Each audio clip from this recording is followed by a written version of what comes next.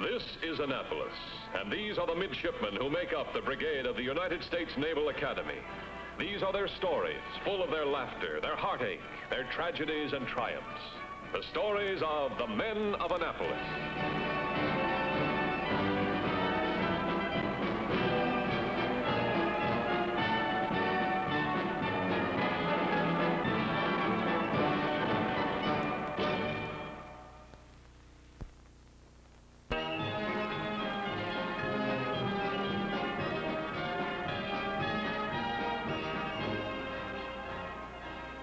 That was the end of the Battle of Savo Island.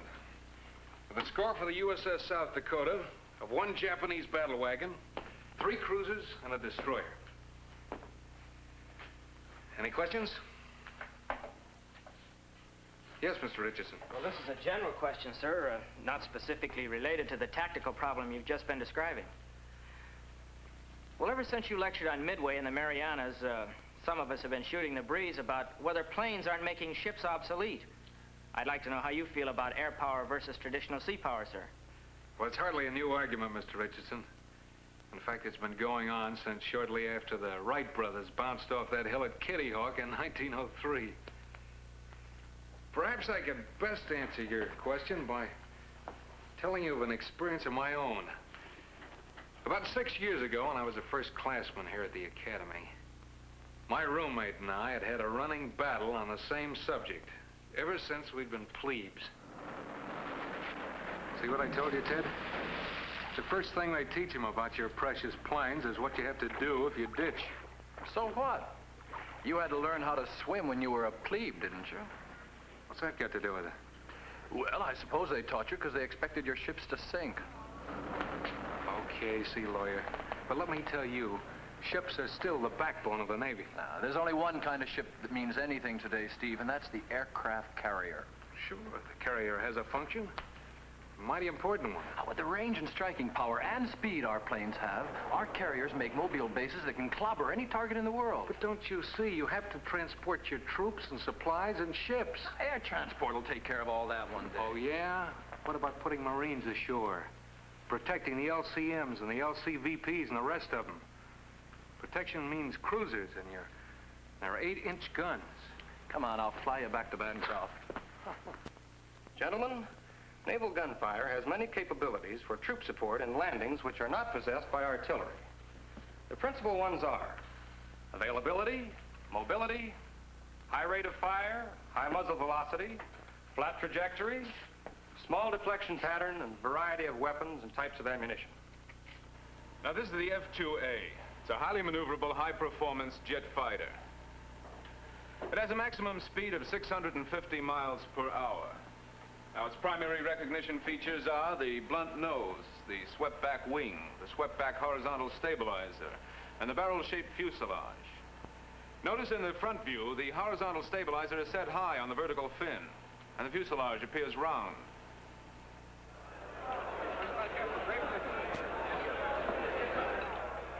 Here's Admiral Makarov's flagship, the Petropavlovsk, making a 90-degree turn when Admiral Togo's battle fleet appeared off Port Arthur.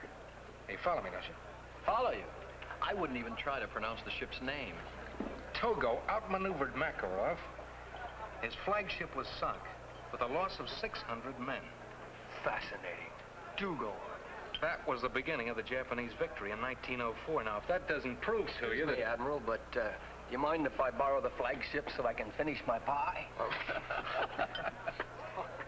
Graduation and assignment. Ted Carter and I each drew the duty we'd put in for. He went to the Naval Air Station at Pensacola, Florida to learn how to fly an airplane. I went to San Diego to board a destroyer. While Ted was learning how to get up in the air and stay there, I was getting a workout with the fleet, and they didn't skip a thing. Gunnery, shore bombardments, anti-aircraft fire, seamanship, navigation problems, air and sea rescue drill, and finally anti-submarine warfare. How to locate an enemy submarine then what to do about it.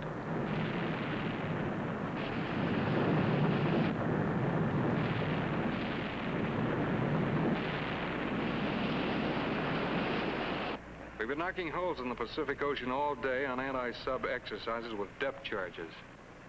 If you ever draw a lead from that junior birdman's outfit of yours, come on out here for a visit and see what the real Navy looks like. Best regards, Ted, and hope you manage to refrain from cracking up any planes at the expense of us taxpayers. I didn't hear from Ted right away. He was aboard a carrier in the Pacific, and they kept him busy learning his trade. Everything had to be done right. He found out that taking off from a flight deck was a lot different than getting off the ground at Pensacola. Timing was different, winds were different, and the risks were different. And you couldn't learn about it in a book. Only practice made perfect.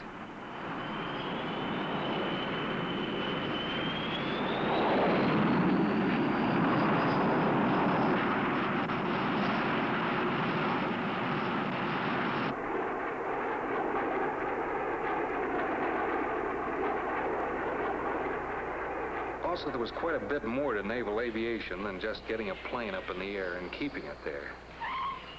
You had to bring it back again and put it down in one place, in one piece.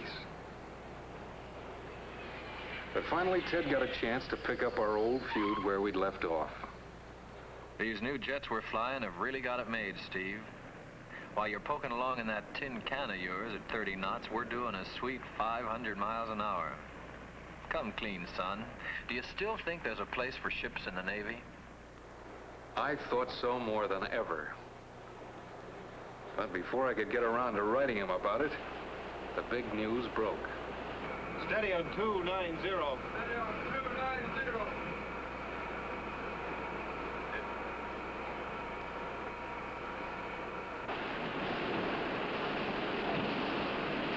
Well, gentlemen, looks like we're in for some action. We rode into Korea.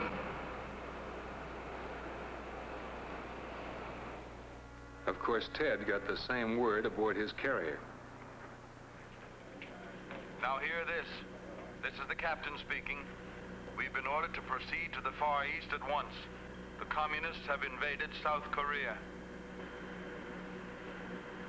Ah, there goes my date with my redhead tonight. 2 weeks later, our destroyer was off Korea, but we didn't seem to be any closer to the war. Our work was routine patrolling, and in 4 days' time, we didn't so much as sight the enemy. But as the destroyer's communications officer, I knew that the enemy was there, all right, from the two-way radio conversations we picked up between our aircraft carriers and their planes out over enemy territory. This is Marble Palace. Hear you loud and clear. Over. Marble Palace was the code name of an aircraft carrier. Silver King Leader was the pilot, the leader of the flight. Marble Palace, this is Silver King 1. We've just spotted what looks like an enemy supply train. It's moving south. Coordinates blue 49-23, yellow 17-9. Ammo minus. There was plenty of action. The pilot, Silver King 1, had spotted a supply train and wanted to do something about it. But he didn't have any bombs left. He did have an idea, however, which included us on the destroyer. Codename Short Change. Marble Palace, this is Silver King 1. Just got an idea. I spotted a destroyer about 10 miles offshore on my way in.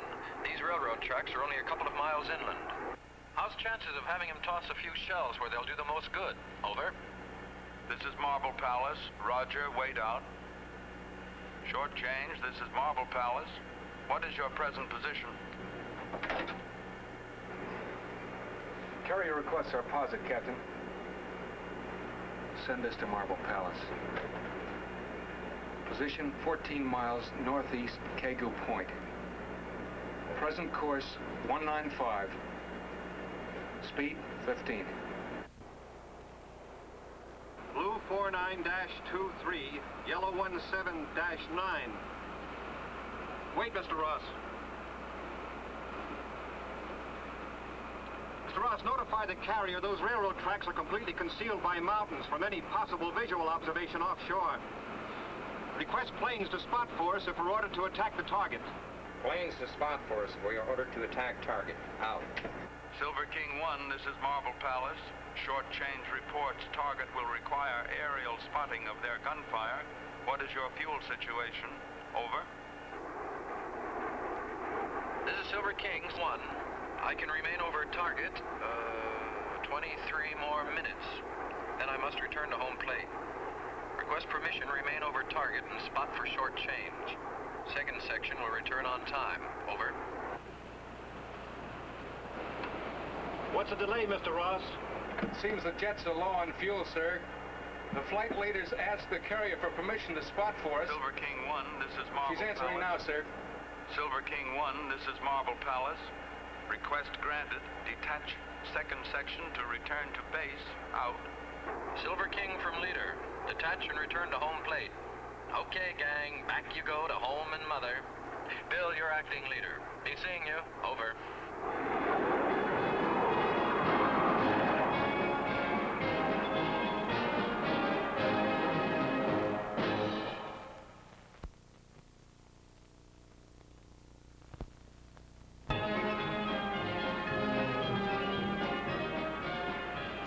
All engines ahead flank. Make turns for 30 knots. All engines ahead flank. Make turns for 30 knots, sir. Right standard rudder. Come to course 240. Right, standard rudder. Come to course 240, sir. Sound general quarters. Aye, aye, sir. All hands, man your battle stations. General quarters, general quarters.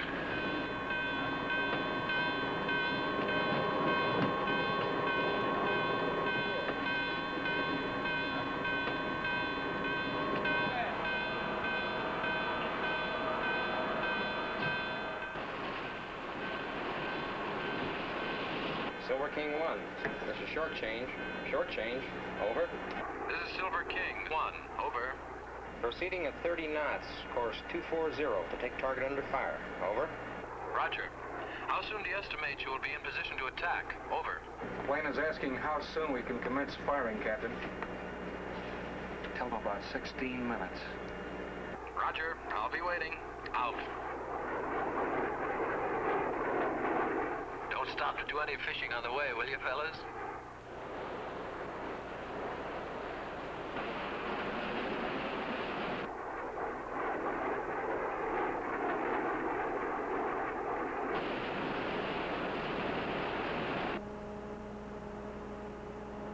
Target's present coordinates, blue 49-21, yellow 17-8. Tell plot coordinates blue 49-21, yellow 17-8.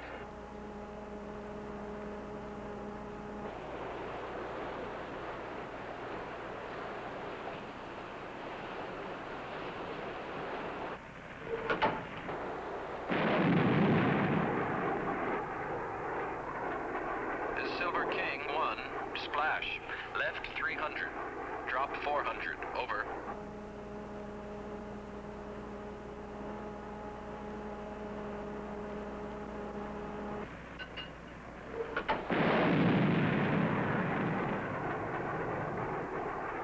Splash, right 100, add 100, over.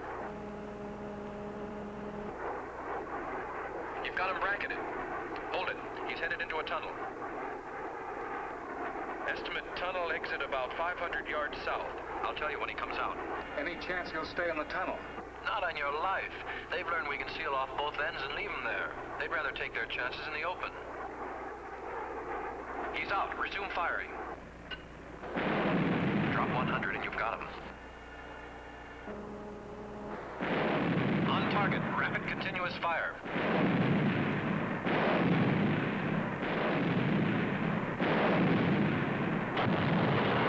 Got him. And how?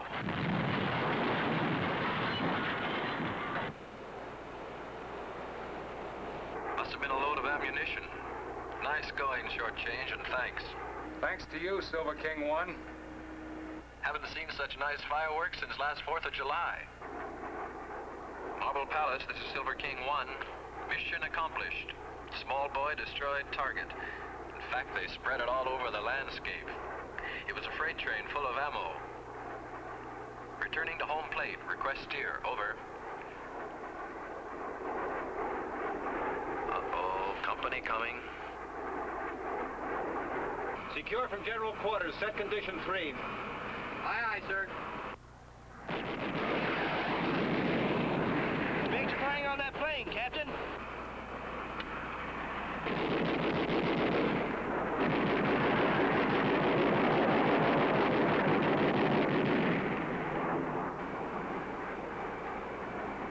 Silver King 1 had his work cut out for him. 2 against 1 would have left him an outside chance, but 7 to 1 were impossible odds. As the enemy planes closed in on him, he fought back, taking them as they came, using every skill he'd been taught, every bit of heart he had.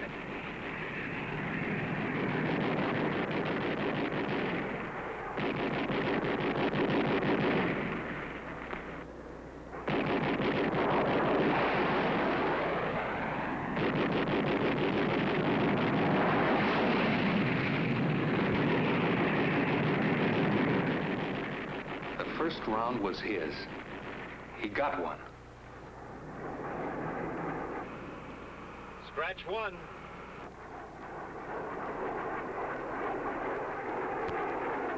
But 6 to 1 odds weren't much of an improvement. It was only a matter of time. There wasn't a thing we could do to help. They were out of range. No pilot in the world could get out of this one.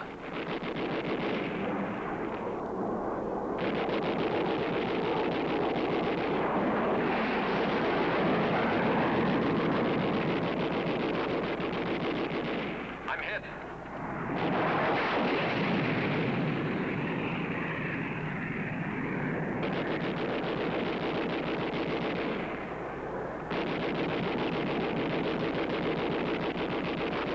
Pressure gone. Going to have to ditch.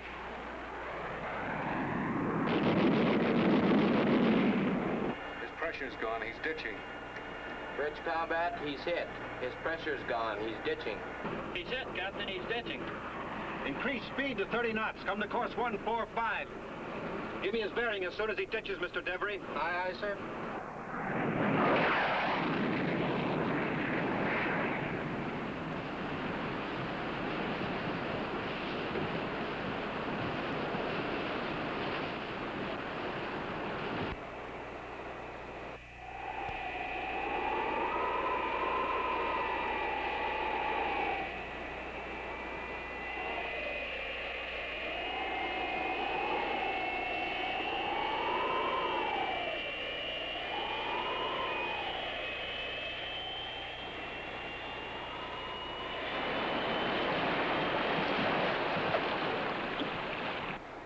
Bearing 148, sir.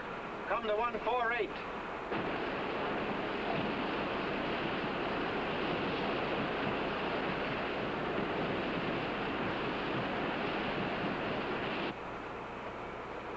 Ditching a plane at sea and getting out alive is only half the battle. Rough waters can make a man in a life jacket bob like a cork, taking water each time he goes under.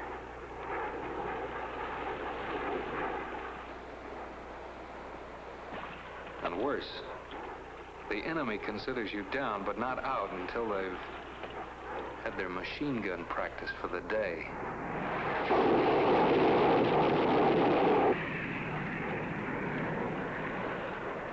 Those dirty. They're going after him in the water.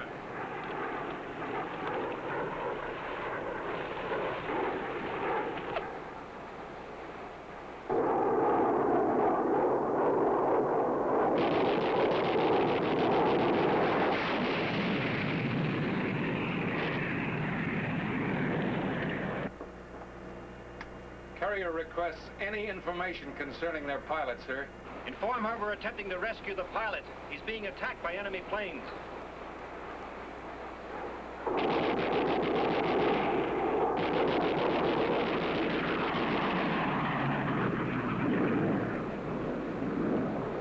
We're outside extreme range, but tell the gunnery officer to give them some AA fire. It may distract them.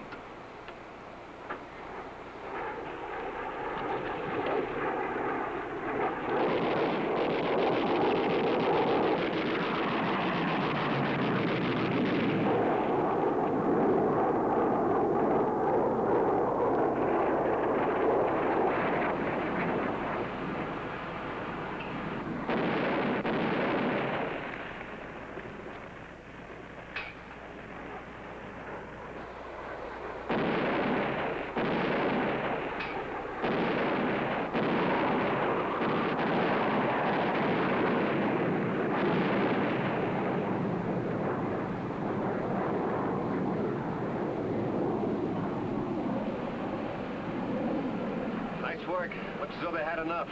Secure from general quarters. Aye, sir. Secure for general quarters. Lower the boat to pick them up. Have it make the starboard quarter. Aye, sir.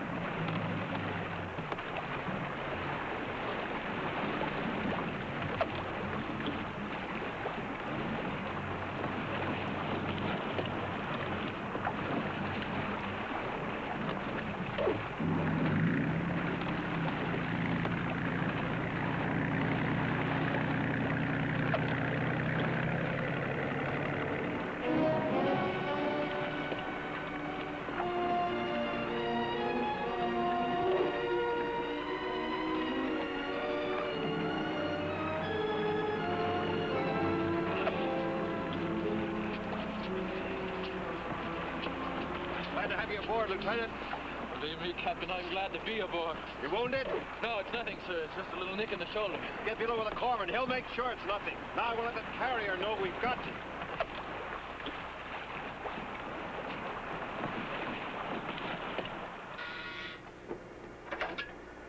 Combat, Mr. Ross, sir. Notify Marble Palace. Lieutenant Theodore Carter rescued. Did you say Theodore Carter? Well, I beg your pardon, sir. He was my roommate at the academy. Yes, sir. Lieutenant Carter has slight shoulder wound. Awaiting orders when and where to return him. Aye, aye, sir. Yes, there was an awful lot of ammo in that train you got, Captain. I hear someone who says he knows you, Lieutenant. I heard you dropped in, Ted. Steve, I didn't know that You still think ships are no use? You win, I take it all back. You must really be in bad shape. Now, you fly boys didn't do a bad job yourselves, come to think of it. Well, I guess the answer is that everybody did a pretty fair job. Thank you, Captain. Thank you, sir. And so, we both made the discovery that no one arm of the Navy is all important. And whichever branch of the Navy you select to serve in, Mr. Richardson, you can be sure it's a vitally important part of a harmoniously functioning whole. I hope that answers your question. Yes, sir. Oh, just a minute, gentlemen. Let me introduce Lieutenant Carter, the flyer who spotted that ammunition train and whom we picked up out of the drink. He's your new instructor over in the Department of Aviation. Don't tell me you've been trying to persuade your poor students that ships aren't obsolete, Steve. Dismiss your section. Mike, I'm putting in for naval aviation. That's the branch with a future. Oh, brother, how dumb can you get? I tell you, ships are what count. Oh, be serious, will you, Mike?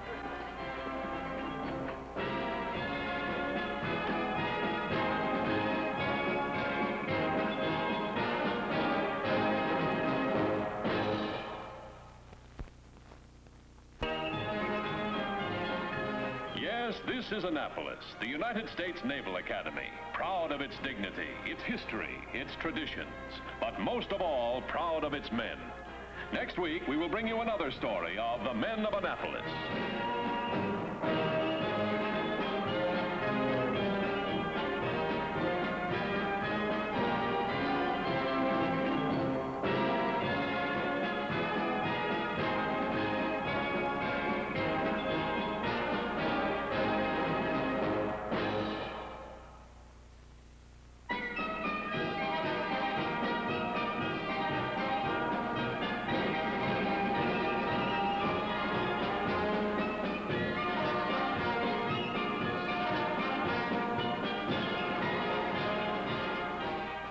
Lieutenant Ted Carter was played by Peter Walker. Captain Eaton was played by Edward Kimmer. Lieutenant Stephen Ross was played by Mark Roberts.